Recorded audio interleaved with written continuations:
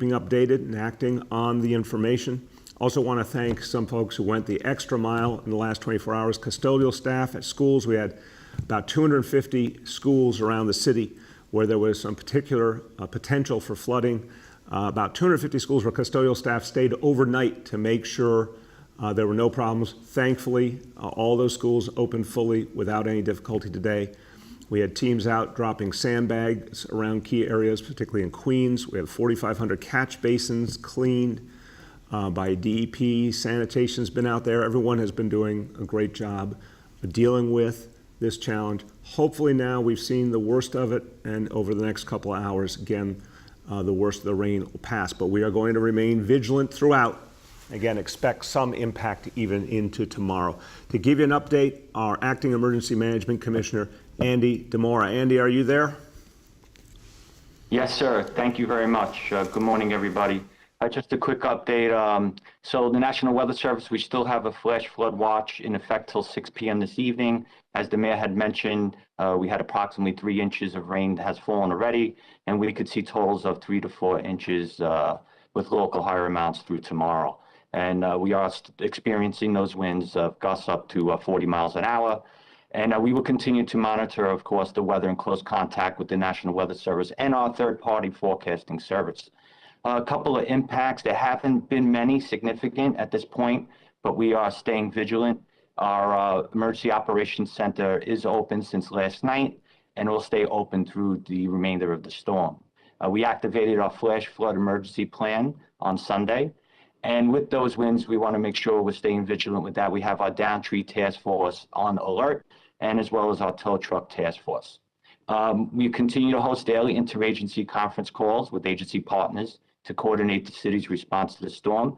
And some of those impacts, we had some roads that had some flooding, but all are passable. Some of those were on the FDR, Cross Bronx, BQE, and Grand Central, but we have crews on the scene to address those conditions. The MTA is reporting Staten Island rail service is suspended between Huguenot and Tottenville in both directions because of flooding, but no other disruptions on subways with the MTA. There are minor delays at area airports, but please check your local carrier before leaving home. PD, FD, and emergency management responders are monitoring roadway and neighborhood conditions.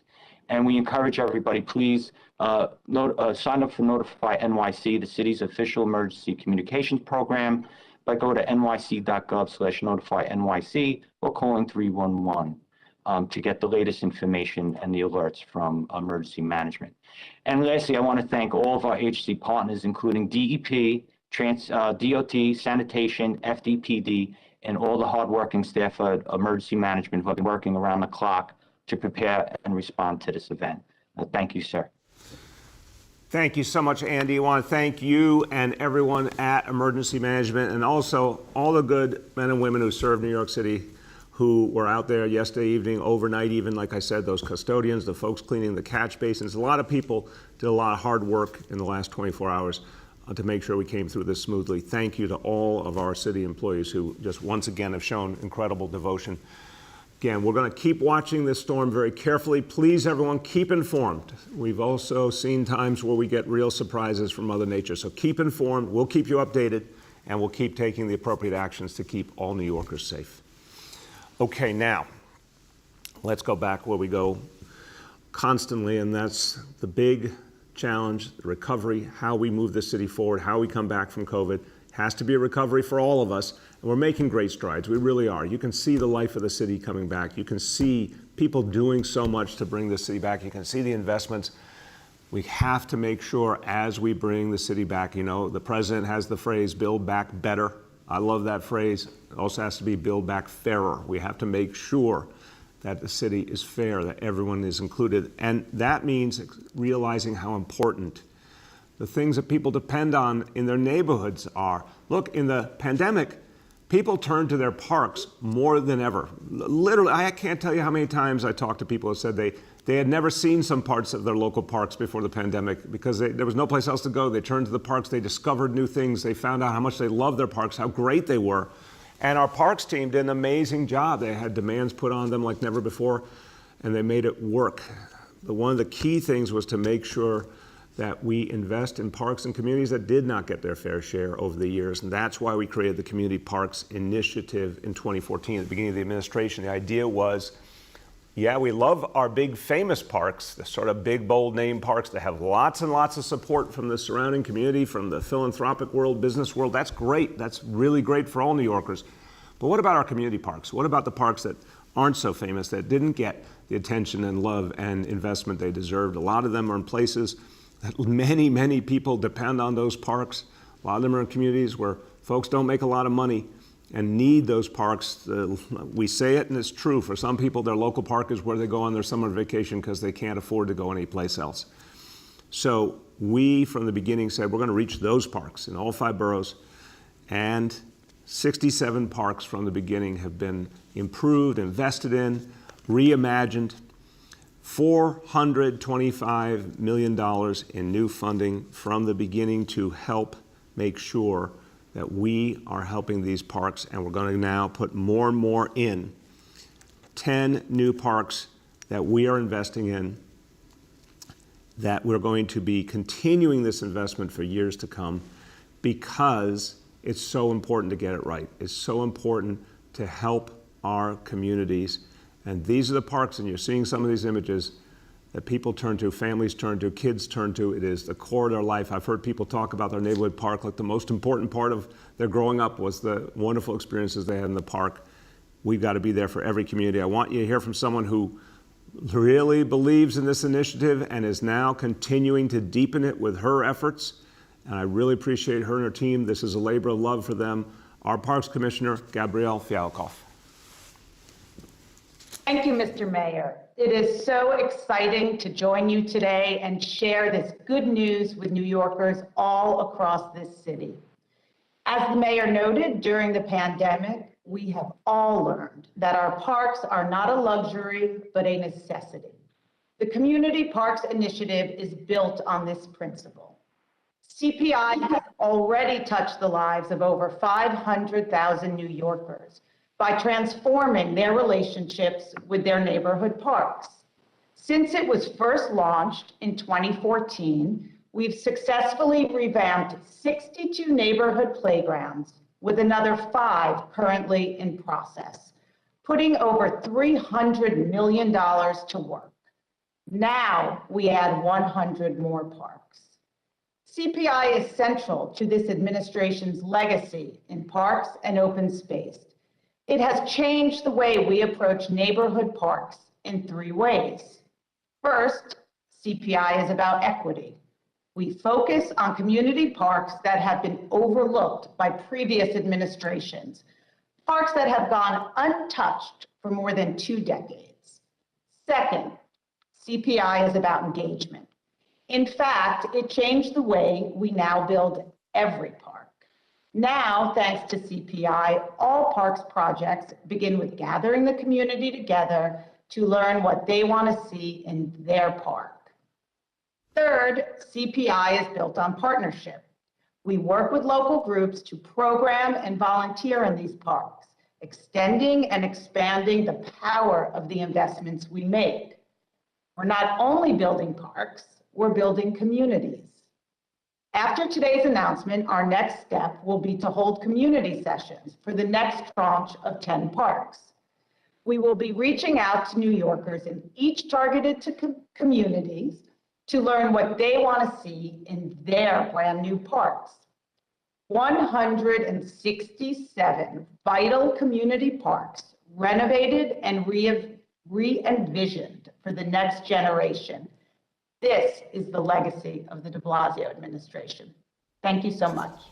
Thank you so much, Commissioner, and thank you again. You and your team have really embraced this initiative in all these last 8 years, and now with your leadership, making it go farther and farther. Really, really appreciate the great effort, and it's going to leave a positive impact for decades to come on this city. Someone who believes in this, someone who has been championing it, helping us get it done in the city council, and he understands how important it is to invest in the parks that aren't so famous but serve hundreds of thousands of New Yorkers. He's an energetic voice for parks investment. He's the chair of the Council Committee on Parks and Recreation, Councilmember Peter Koo.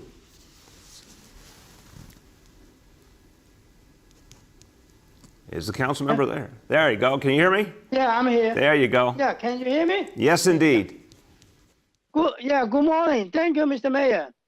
I'm City Council Member Peter Koo. I'm Chair of the Parks Committee. It became increasingly clear throughout the pandemic that our parks need to be considered essential infrastructure. When the city shut down, our parks remained the only place open for New Yorkers to relax, to exercise, and to decompress from the stress of a citywide lockdown. Like other agencies, parks felt the effects of severe budget cuts, 14% of its budget. Those cuts, however, were the second largest of every city agency. During this time, some parks fare better than others. Those with conservancies or those with more historic investments survived the pandemic, but too many of our parks and open spaces that were neglected even before the pandemic fell into even further disrepair. But the fact remains that not every neighborhood has equal access to capital, and many of our parks that continue to struggle do so because of time of underinvestment. The Community Parks Initiative is one of the many buckets of funding the city can use to correct this problem by ensuring lower income, high density areas have access to the funding that need to be refurbished and reconstruct their aging park infrastructure. We can make sure every neighborhood has equitable investment in their most cherished public spaces. So I would like to thank the mayor for prioritizing this issue and for taking a big step towards realizing the mission of making parks essential infrastructures for New York City. Thank you, Mr. Mayor.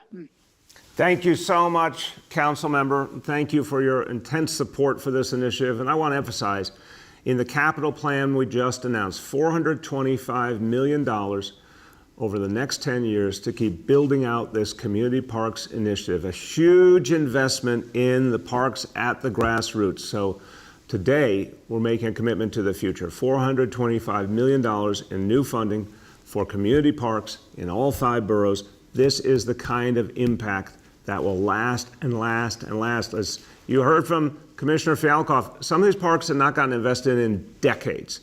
Now we get it right.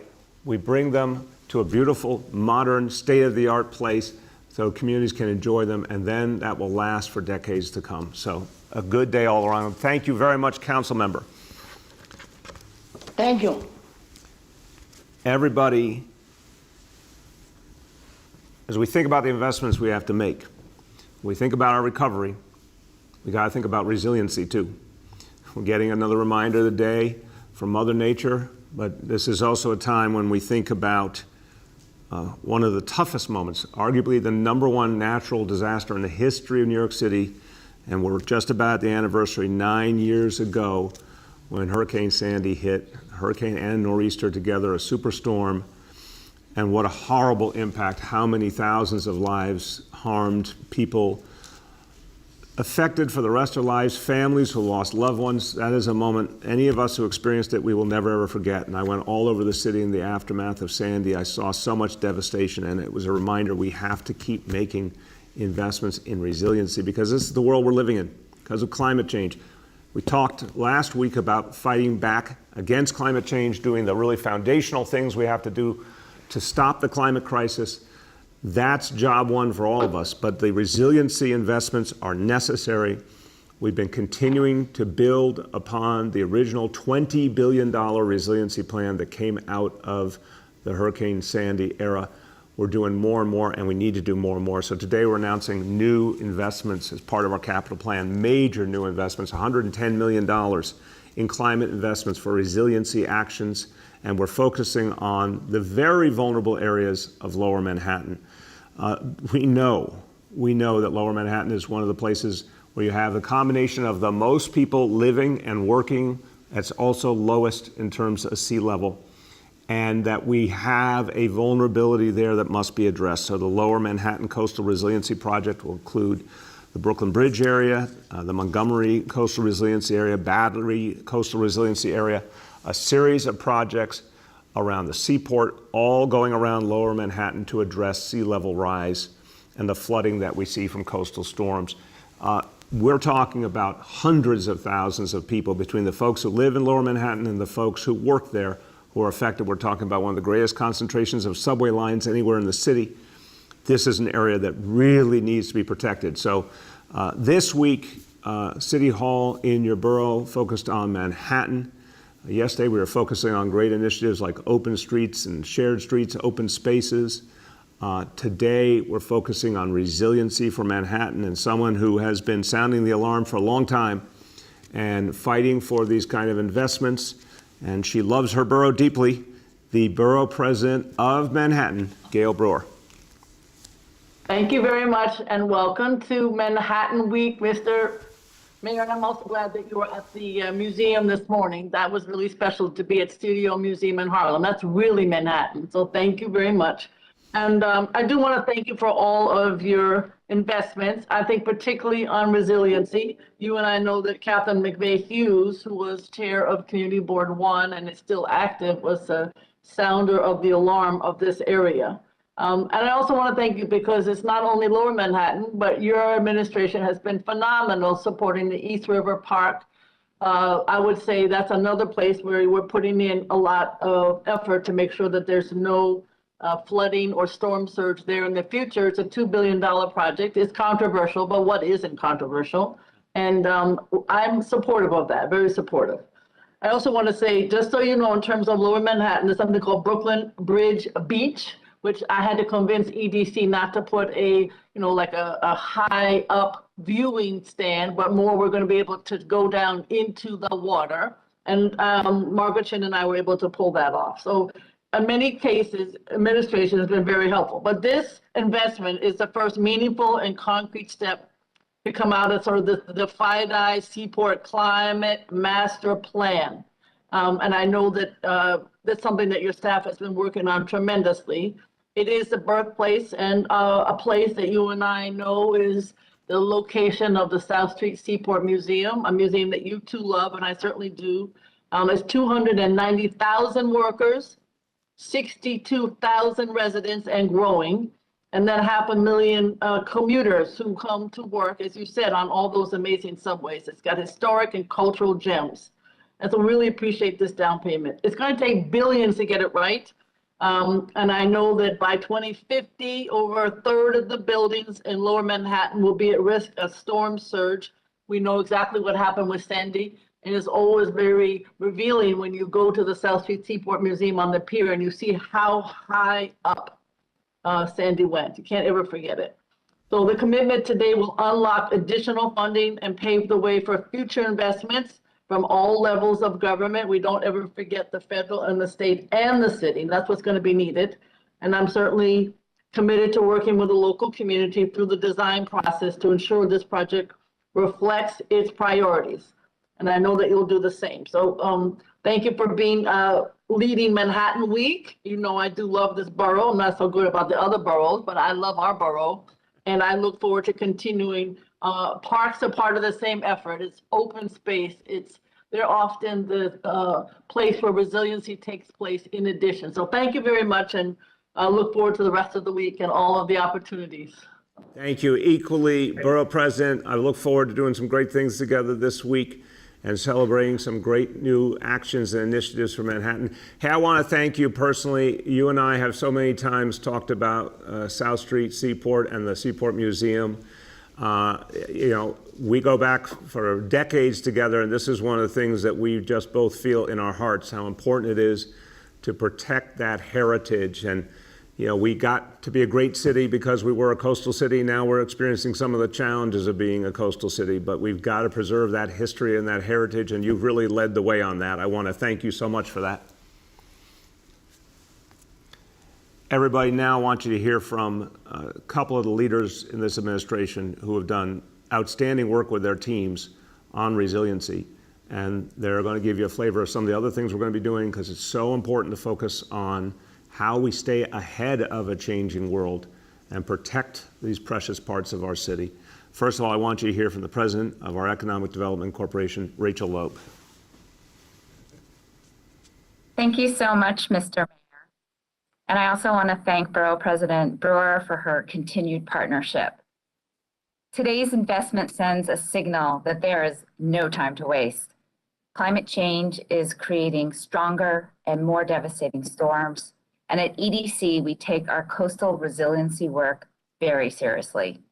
Throughout the city, we are working to ensure that our coastline is protected to lessen the impact of storm surges and severe weather. This project in particular will safeguard one of the most low-lying vulnerable areas, the Seaport District, and it is a first step in making sure that we're protecting residents, business owners, and infrastructure from flooding. As you know, I like to say that there's no economic health without climate health, and resiliency is a key part of that. And with this $110 million funding, we will raise up the existing bulkhead from the Brooklyn Bridge to Pier 17. This is critical, immediate, and expeditious protection.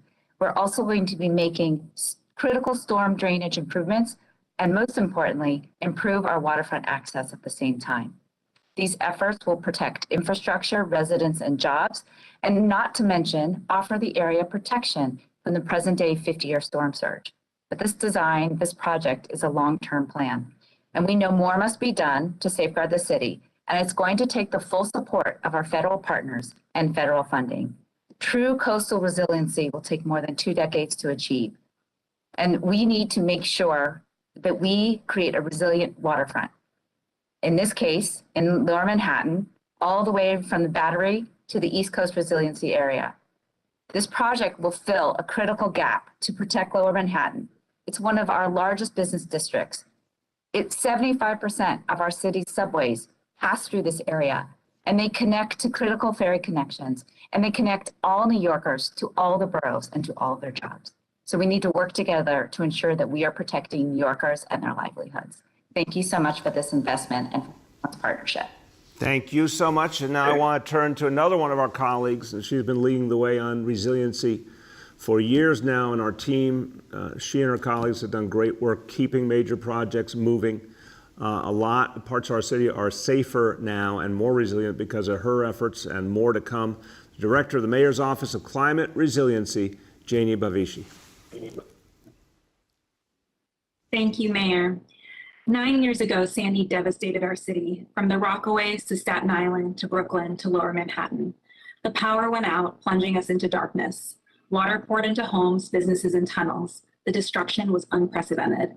Sandy was a turning point. Across the city, we began advancing bold solutions to prepare for not only more coastal storms, but other hazards facing our city, including extreme heat, intense precipitation, and chronic tidal flooding made worse by rising sea levels.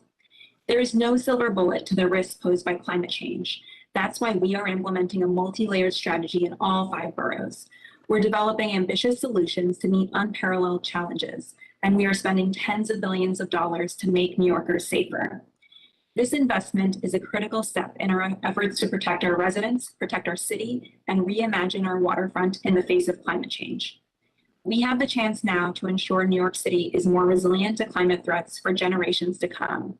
One thing that is certain is there is no time to waste.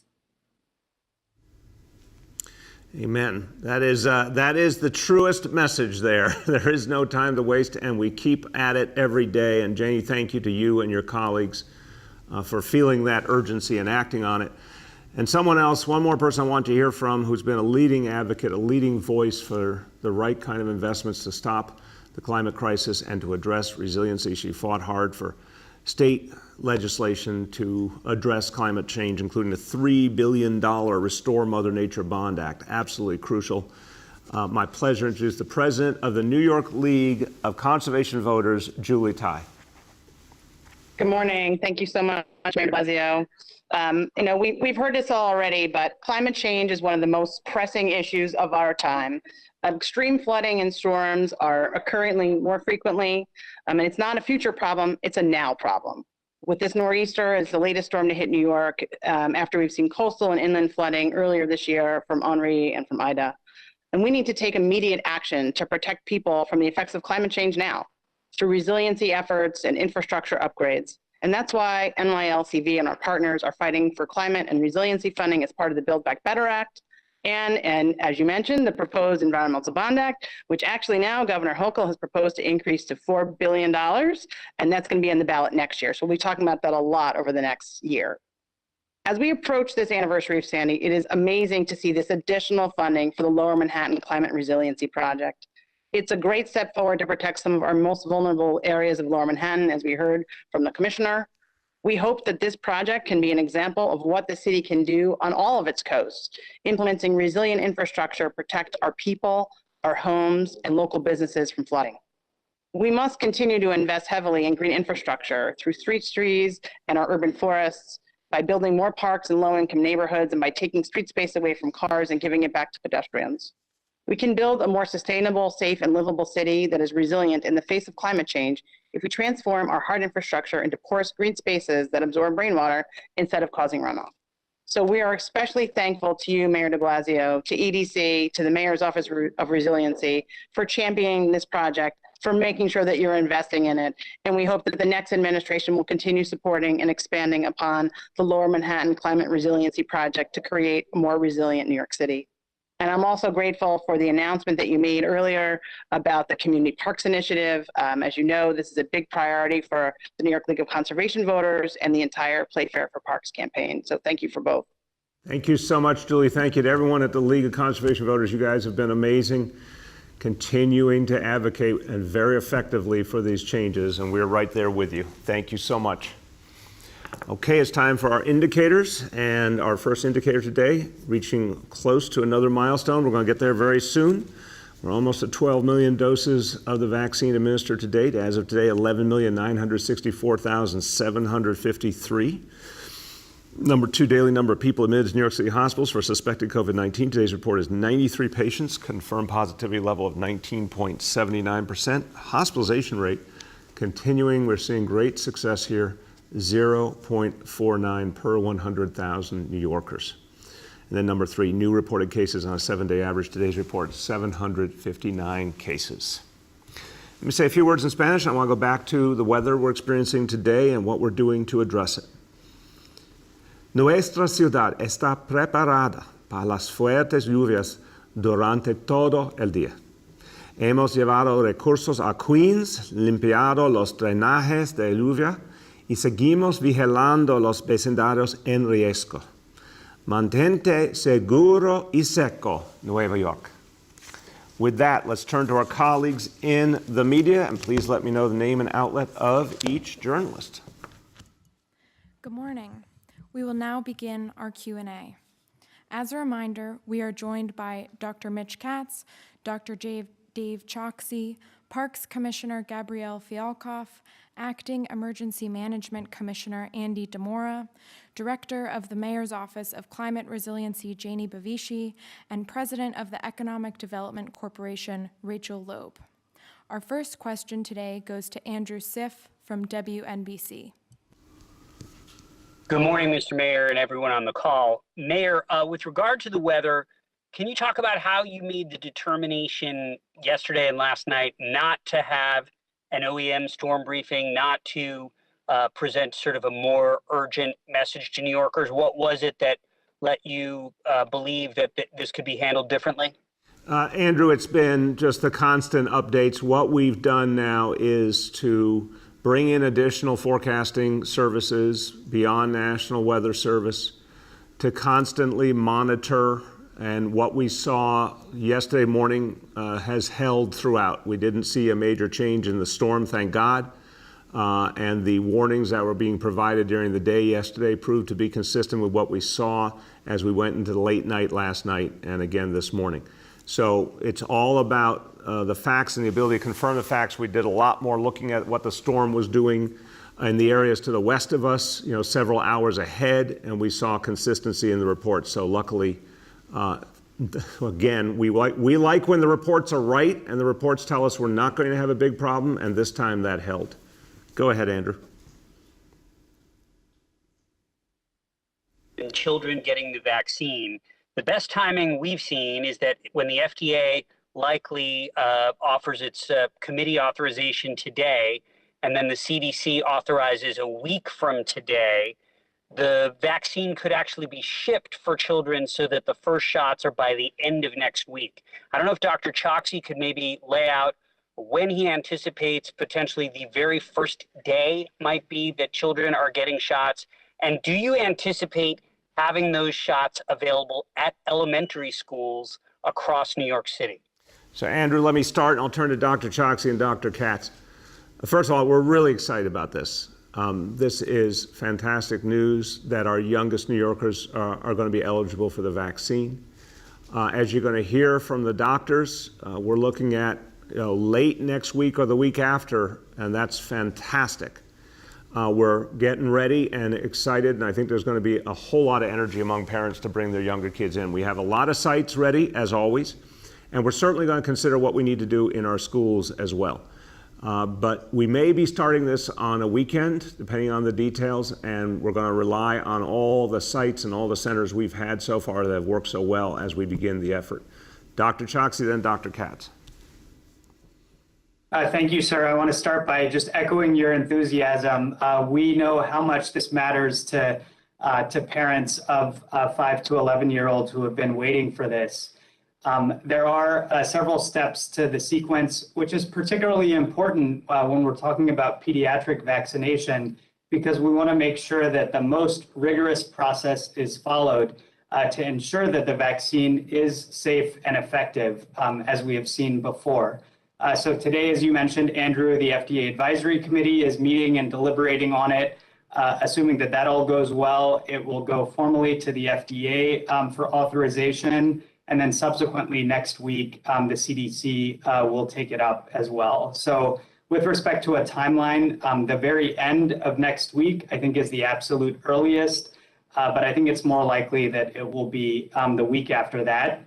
But regardless of the precise date, we have been and will continue to prepare between now and then to make sure that, as the mayor said, all of our sites will be ready and people have the information that they need for this to be a safe and effective addition to our vaccination campaign. Thank you. Thank you. Dr. Katz, you want to add?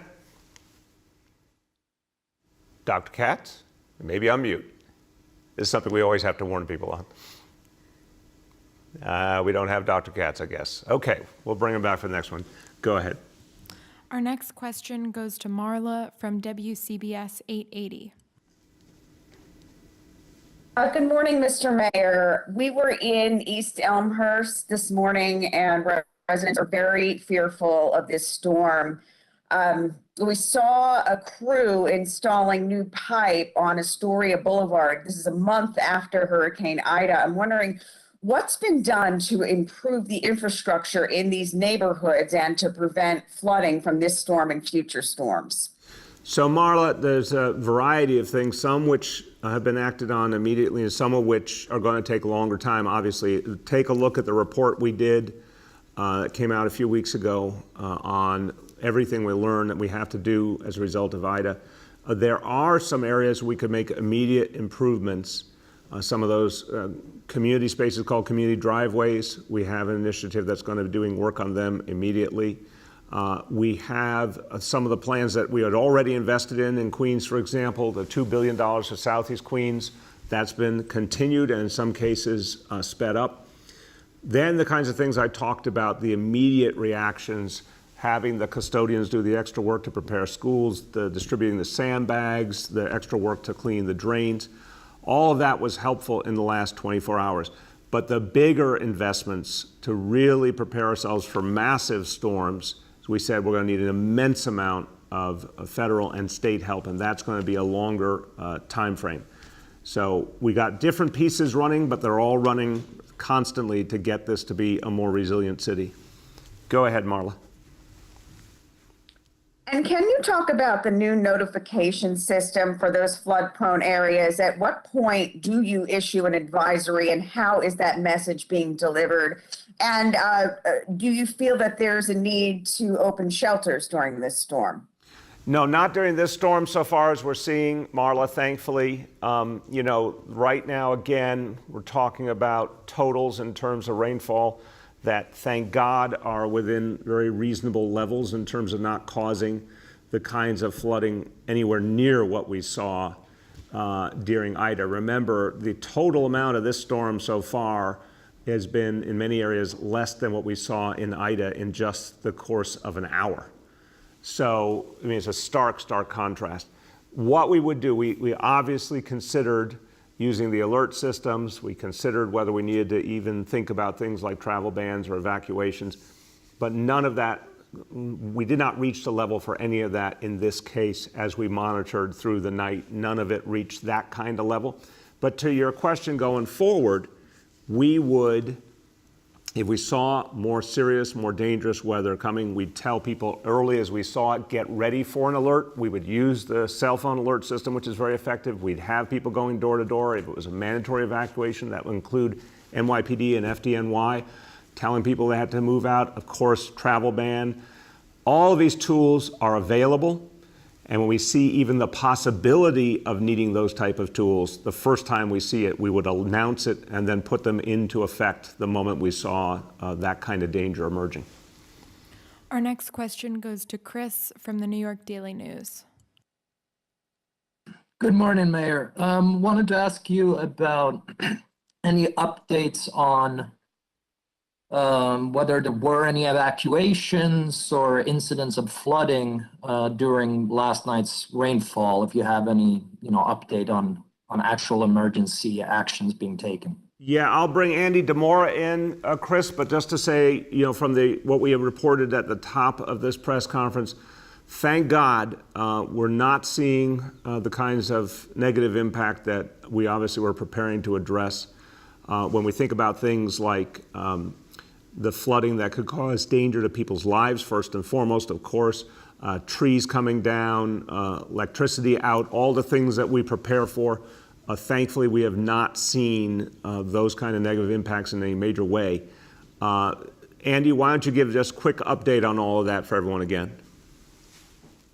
Sure, thank you, sir. We didn't see any significant impacts, any kind of roadways throughout the city that had some experience, some flooding, momentarily closures. Crews are on the scene rapidly to at least alleviate the 1 or 2 lanes while they continue to dewater. Just another update as well, the MTA's reported that the Staten Island Railway has resumed service. Yeah, and Andy, on just clarifying, trees down, houses or customers without electricity, what do you have?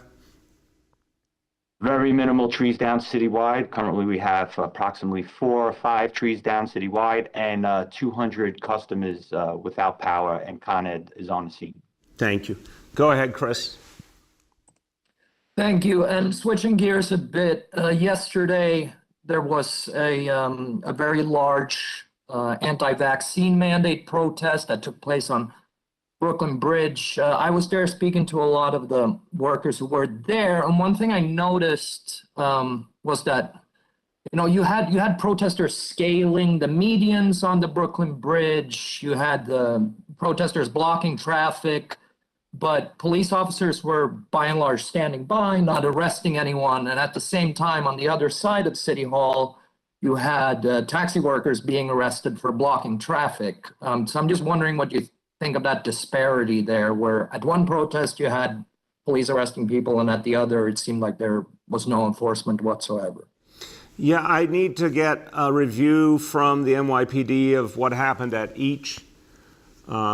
I need to understand if there was planned civil disobedience. Obviously, in a case where there's a planned civil disobedience, people intend to get arrested and want that to happen, and that's one thing.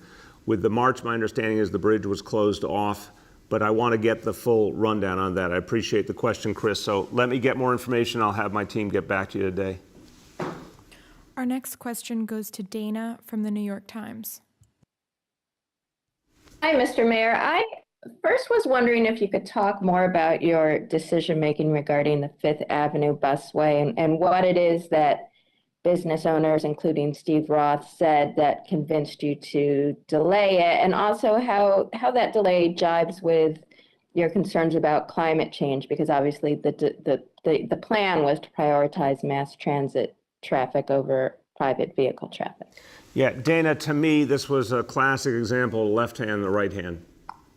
A very good thing, the busway, which we will do.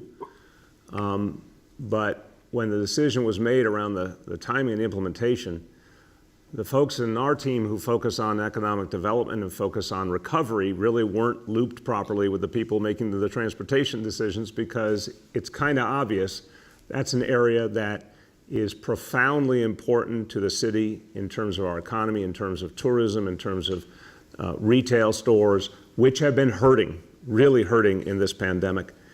And the notion that we might disrupt at the holiday time, obviously a pivotal time of the year in many senses, especially, thank God, as tourism is starting to come back, including the international tourism. It just didn't make sense to time the busway implementation exactly at that moment. It made sense to let that season pass and then move forward with the busway. So I think the input I got helped me to realize that the left hand and right hand had not been well coordinated and we had to do something better, and I like where we ended up. Go ahead, Dana. Thanks. On a completely unrelated topic, can you speak a little bit about your plans for supervised injection sites? It looks like you're sort of accelerating those plans before you leave office. Dana, first of all, I'll tell you, we don't have a specific announcement to make today. I can tell you I believe in overdose prevention centers, which I think is a much better way. I'm not criticizing your term of art. It is one of the terms of art, what you said, but I call it overdose prevention centers because I think it gets to the heart of what this is. It's to save lives, stop people from overdosing who could be saved, and of course, to in every way help them towards treatment and support. So this is an idea that has worked in Canada, it's worked in Europe, it's an idea whose time has come, but there are some real issues to work through, particularly with the state and federal government. So we're not ready to make any specific announcements yet, but it's something we continue to work on energetically. Our next question goes to Amanda from Politico. Morning, Mr. Mayor. How are you? Good, Amanda. How you been? I'm doing well, thanks. So I wanted to follow up on Dana's question. So I reported last night that you have directed your health department to move forward with this pilot program. And so I wanted to know why now? Like, what's the timing for doing this research now, considering the feasibility study was requested in 2016 and you waited until 2018 to release it before punting to the state? Yeah, Amanda, respect you and I respect your question, but I don't agree with that characterization. We worked on this a lot. When I first heard the idea, there were things I found powerful and meaningful about it and things that really raised concerns. We spent real time and energy researching what had happened around this country with nascent efforts, Canada, Europe. We sent, in fact, folks to see the examples in Toronto and Vancouver. We brought the NYPD into the discussion deeply. It was a very complex and thoughtful process that led me to believe it was the right thing to do. Then we ran into the challenge at the time of the then Trump administration and the position their Justice Department took on this issue. And that was one problem, and we also knew the only way we could move forward is with the state of New York fully embracing it. That was the only possible shield to help us address the federal issues. It was the right time to turn to the state. I really am saying this from the heart. We couldn't do it without the state being willing to support. And that was the missing link. We did appeal to the state. We didn't get a response. Along came COVID, and you're not going to be surprised that our focus has been on addressing COVID. But now that finally we're making profound progress on COVID, I wanted us to move. We have a new administration in Washington, a new administration in Albany. It was the right time to do something on this topic while we could finally have the kind of potential cooperation we needed. So I'm very hopeful. Again, we don't have the final specific plan, but I'm very hopeful on this. Go ahead, Amanda. Great, thank you. One of the locations I heard floated was in East Harlem. And I think we spoke about this a couple of weeks back in terms of looking at certain neighborhoods and seeing which neighborhoods have their fair share of services, and how some neighborhoods say, you know, we have too many methadone clinics. We have too many services that are aimed at, quote unquote, like undesirable populations. And so I was curious if you could speak a little bit more to, kind of that issue more broadly of making sure that services are available in neighborhoods where people need it, but at the same time, not overwhelming these neighborhoods with services specified for, either drug users or homeless people. Profound issue, Amanda, really. I think we've got a couple of different pieces here. We've got the question of, with overdose prevention centers, we really want buy-in and support. We want that from the appropriate district attorney. We want that from the local council member. When I put forward the plan years ago, I said those were two of the key components to me. Going places where both the district attorney and the council member believed in the approach.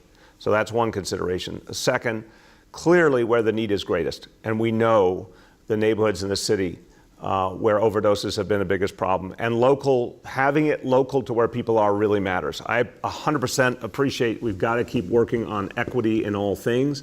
But when it comes to literally life-saving overdose prevention centers, they've got to be where people need them. And we know where some of those neighborhoods are, and that's where the focus should be. And broadly, with Fair Share, having facilities in proportion to the community's need is the right way to go. This is one of the things we've done with our homeless shelter siting, making sure that people could, if they, God forbid, they become homeless, that they could stay in the community they come from as part of their transition back to the community. So that's how we've been trying to figure out the balance. But it really comes down to, first and foremost, where can you serve people best? Our next question goes to Elizabeth from Gothamist. Good morning, Mr. Mayor. A few weeks ago, Eric Adams was at a community health clinic in the Bronx, and he called on the city to scale up its $100 vax incentive program to these kinds of smaller community-based providers. Can you comment on that and explain why the city can't find some way to allow these community-based clinics to offer their patients the $100 vax incentive as opposed to, redirecting them to a city clinic? It's a great question, Elizabeth, and I'm glad that Eric Adams raised this, because when we started this, we really wanted to move it quickly, and it had a profound impact. A $100 incentive really had a profound impact in terms of getting more people vaccinated. And the way we could do it effectively and quickly was through the center-run sites. I would like to get the community-based sites into this. I think it would be ideal. So I'm going to turn to Dr. Choksi, Dr. Katz, putting you on the spot, but in a good way. I think this would be the next logical step. Could either of you tell us if there's any work being done now to see how we do that? And if not, we will start doing that work. Dr. Choksi? Yes, sir. Thank you. And thanks, Elizabeth, for this important question. This is actually something that we have been actively thinking about, particularly for federally qualified health centers, which are the community-based clinics that particularly serve low-income populations and have a particular focus in the neighborhoods that we most want to reach. So I'm grateful, actually, Rachel Lope, who's also on the call this morning, and EDC have been tremendous partners in this. And so we are actively working to expand the $100 incentive, which, as the mayor said, has been quite successful. Okay, great. Thank you. Go ahead, Elizabeth. My other question is on after Hurricane Ida, you said that the city was going to start compiling a complete and accurate count of basement residents. I wanted to ask how that's going and whether that's a project you expect to get done before the end of your term. Well, in the report, Elizabeth, we made clear it is absolutely moving right now. It will happen. It will happen ahead of next hurricane season, but not before I leave office in the next few weeks. The idea there is it is a big undertaking. We literally, our perfect world here is to catalog each and every basement apartment. And so we think that's a project that's going to take 6 to 8 months, but it will get us done ahead of the next hurricane season. So the resources have been put in place, the order's been given, and thankfully the next administration will have that tool ready. We have time for 2 more questions today. The next question goes to Bob Hennelly from the Chief Leader. Yes, thanks for taking the call, Mr. Mayor. On New York One, you referenced that several hundred DOE employees had successfully applied for and received a medical exemption from the vaccine mandate. Can your medical experts describe what kind of conditions might merit that kind of exemption?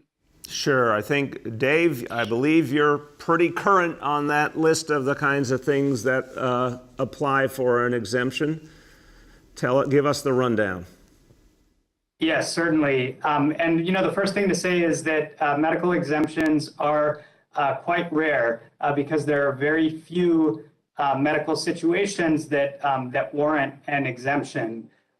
One piece of misinformation that I'll just take the opportunity to clear up is that people with underlying health conditions are those that will benefit the most from vaccination. And so we strongly encourage anyone with a chronic condition to get vaccinated, and that is not grounds for a medical exemption. What is grounds is generally followed by what's laid out in the CDC's guidance on this topic. If someone has a severe allergy to the vaccine or one of its components such that they cannot receive any of the 3 vaccines, then that is grounds for medical exemption. We expect that circumstance to be exceedingly rare, but that is one case. And there are sometimes temporary medical exemptions as well. For example, someone who was recently diagnosed with COVID-19 and still in their isolation window, or someone who received monoclonal antibody treatment for recent COVID-19 for up to 3 months after receiving that treatment. So in sum, it's a narrow set of conditions that warrant medical exemption. Thank you very much. Go ahead, Bob. So, Mr. Mayor, are you concerned about the potential public health patchwork effect in a city where you have mandated all city employees be vaccinated as a term and condition of employment, but the MTA, which has tens of thousands of workers responsible for moving millions of New Yorkers, still has the vaccine or submitting to weekly testing as an option? Look, I'm a believer in vaccine mandates. I've said this for public sector, private sector. I think every mayor in America, every governor in America should adopt vaccine mandates. I think every CEO in America should adopt vaccine mandates. They work. They work. Look at the huge impact. Since we announced the mandates, including the key to NYC, vaccination levels greatly increased in this city, and COVID levels have gone down, period. So I have a simple view, Bob. Every place that we can put the mandate in, we should, because it works and it's going to save lives. So that's my view. In terms of what it means that there's different standards in different places, we have to do what's right here in New York City. We have to do what's right to protect our employees and the people they serve. And I urge everyone else, follow this path, because it's the thing that will end the COVID era. I really want to remind us what the ultimate goal is to put COVID in our past and allow us to come back to life fully. And this is what really allows it to happen. Our last question for today goes to Abu from Bangla Patrika. Hello, Mayor. Good morning. Good morning, Abu. How you doing? Good. How are you? Good, good. Thank you. Mayor, I would like to ask you a question about the taxi driver who are hunger striking since last about 4 or 5 days. What city is thinking about their demand, and what is the plan? Abu, first of all, I really want to say I have spent time over years and years with taxi drivers, with medallion owners. Feel the folks have been through so much, and the human reality here is very painful to me. And there's a lot of reasons this happened, but what I care about is what's happened to the people in the end, and it's been very, very tough. We worked hard to find a solution. We worked with the city council, which passed our budget, including the relief for the taxi drivers. And really, in the end, we're talking about up to $500 million in debt forgiveness. Now, that alone is a big deal, the overall impact, but I want to tell you where we are right now, and I have my notes, in terms of the number of drivers, because it's already been hundreds and hundreds of drivers who are starting down this path. And we've got now the potential of 1,000 drivers who could benefit from this. So right now, as of today, 155 drivers have initiated this debt forgiveness, $20 million in debt being erased right there. Over 1,000 more, we believe, will take advantage of this in the near term with the potential to erase $500 million in debt. And we want to go as far as we can go from there. So I really feel for people, and that's why we have something right now that can help them. And I want every driver to take advantage of this. We'll continue to look at any other tools, any other ways we can help. We really want to find every way we can help, but this is here and now, and I really want to encourage every driver to take advantage of this debt relief. Go ahead, Abu. The Medallion price, they're saying the Medallion price, they artificially raised the price about 1.22 million, and now the price is like $80,000. So the people who bought it, now they are in trouble. Is there any intensive or any kind of stimulus to help them? Well, this is, again, we made a public investment that allows us to get debt relief on a very high level. And this is the thing that right now, and again, many drivers are starting to recognize this because 155 already are taking advantage of it, and it's growing every day. Here is a way to get real debt relief to these drivers. And then we'll keep looking for anything else we can do. But right now, I just want to encourage everyone, even while people are saying we want other things, we want more things, take advantage of this debt relief right now. We can lighten people's burdens right now. $500 million in debt relief is reachable, and that's what I want to focus everyone on and get people that help. Everyone, as we conclude today, I just want to say as per usual, this city deals with a lot of challenges. We've had the weather in the last 24 hours. Thank God it appears to be passing. We deal with the reality of COVID every day, but what is so striking is the resiliency of New Yorkers. And people have fought back through every one of these challenges. We just talked about the Sandy anniversary. I saw such extraordinary acts of compassion and kindness, New Yorkers helping their fellow neighbors in the worst of Sandy. This is who we are. Let's now do that for each other with COVID. Let's get vaccinated. Let's finish this mission. Let's help each other over COVID once and for all. You heard the numbers today, approaching 12 million doses. And our children, we're going to be able to reach our youngest children soon. That's going to be extraordinary. Let's finish the job. Thank you, everybody.